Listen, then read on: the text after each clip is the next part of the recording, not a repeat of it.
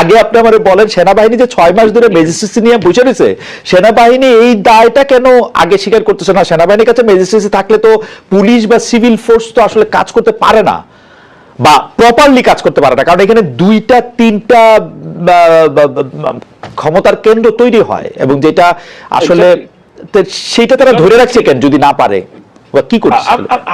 মানে I don't think যে তারা ম্যাজিস্ট্রেসি পাওয়ার থাকলে ওইটা ইউটিলাইজ করতে পারে। মানে ম্যাজিস্ট্রেসি পাওয়ার যখন দেওয়া হয়, এটা একটা ভেরি শর্ট স্প্যান, ওই ইলেকশনের আগে ওই ধরনের সময় এটা এফেক্টিভলি ইউজ করা যায়। আই ডোন্ট থিংক যে আপনি এত লম্বা সময় ধরে, তাদের কাছে কোনো ইন্টেলিজেন্স নাই, আপনি তো এটা দেওয়া হচ্ছে। মানে you and I both know যে আমরা একটা এক্সট্রাঅর্ডিনারি টাইমের মধ্যে আছি, এবং এই টাইমের মধ্যে আমরা অনেক ধরনের জিনিস ট্রাই করছি যদি কোনোটা কোনো লেগে যায়। কিন্তু এই সেনাবাহিনীকে ম্যাজিস্ট্রেসি পাওয়ার দেওয়া একটা দেশের জন্য দিস ইজ মানে এটা কোনো লাস্টিং সলিউশন না। ওকে, আমি স্যারের কাছে আসি। স্যার, 2টা প্রশ্ন। আগে আগে আগে আগে পাটাতনটা একটু বলে নিই যে র্যাব, ডিজিএফআই, এনএসআই তারা প্যানিকটাসে আমরা নিজেরা নিজেদের সাথে মারামারি করে নিজেদের সর্বনাশ করতেছি। সেনাপ্রধানের বক্তব্যের প্রেক্ষিতে আমরা প্রশ্ন করেছিলাম যে পলিটিক্যাল গভর্নমেন্ট পারলে নন পলিটিক্যাল গভর্নমেন্ট কেন পারবে না, এবং ম্যাজিস্ট্রেসি পাওয়ার নিয়ে সেনাবাহিনী 6 মাস কি করলো, আসলে আমরা কি করতে দেখলাম বাগাড়ম্বর ছাড়া? ওকে, র্যাব, এনএসআই, ডিজিএফআই বাংলাদেশ সেনাবাহিনী ভীতির সঞ্চার করেছে।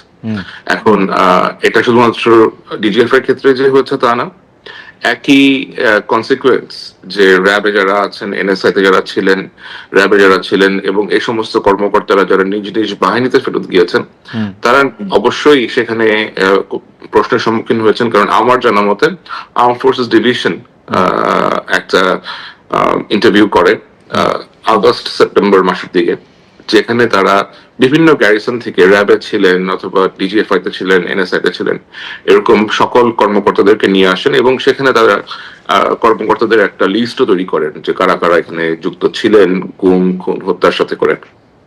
সুতরাং এটা যখন তারা জানতে পেরেছেন যে এরকম তালিকা অথবা এভাবে ইন্টারভিউ নেওয়া হয়েছে, এবং যেহেতু এগুলো বিচার হচ্ছে এখন বাংলাদেশে, এবং সেনাবাহিনীর ভেতরেও অনেকে প্রশ্নের সম্মুখীন হচ্ছেন, অনেকে সামরিক যে বিচার আদালত আছে, কোর্ট মার্শাল, এগুলা ফেস করার জন্য প্রস্তুতি নিচ্ছেন।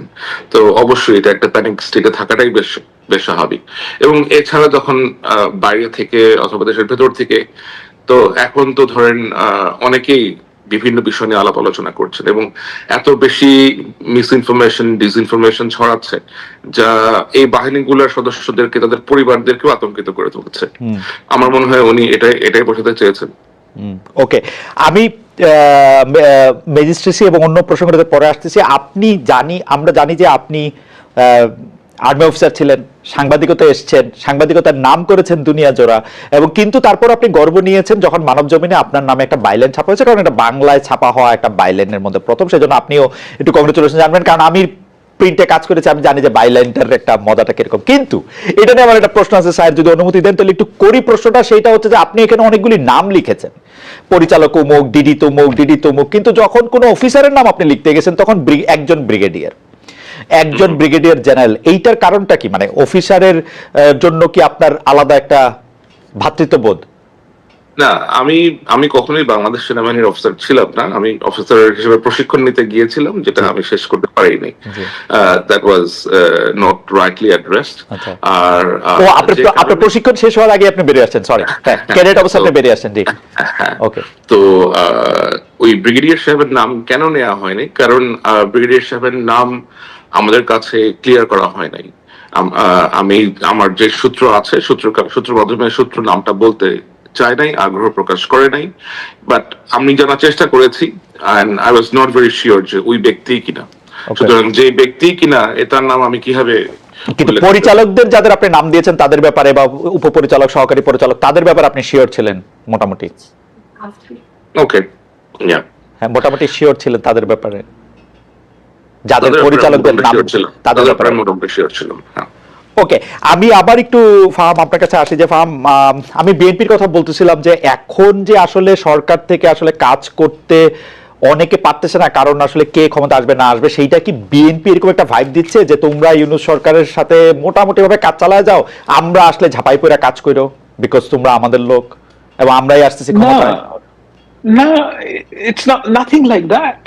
মানে ব্যাপারটা হচ্ছে যে বাংলাদেশের মানুষের একটা নিজস্ব আন্ডারস্ট্যান্ডিং আছে সকল অর্গানাইজেশনের ভেতরে। এখন আমি যখন একটা সত্যি কথা বলি, আমি প্রথম তো চাই 15ই আগস্ট। 15ই আগস্ট থেকে আমি ভাবছিলাম যে বাংলাদেশে তো বিএনপির উপর থেকে গত এই 15 বছর যে স্টিম রোলার গেছে এর লোক খুঁজেই পাওয়া যাবে না। আমি গিয়ে দেখলাম উল্টা জিনিস, মানে সবাই মানে ওভারনাইট সবাই বিএনপি হয়ে গেছে। এখন এটা তো বিএনপি কে বলে নাই কাউকে গিয়ে, কিন্তু ব্যাপারটা হচ্ছে যে বাংলাদেশের মানুষ উঠতি সুরজকে পূজা করে, যখনই যেখান থেকে সুযোগ পায় তখন সে সবাই কেবলা চেঞ্জ করে ফেলে খুব তাড়াতাড়ি। তো এই ঘটনাটা ঘটেছে।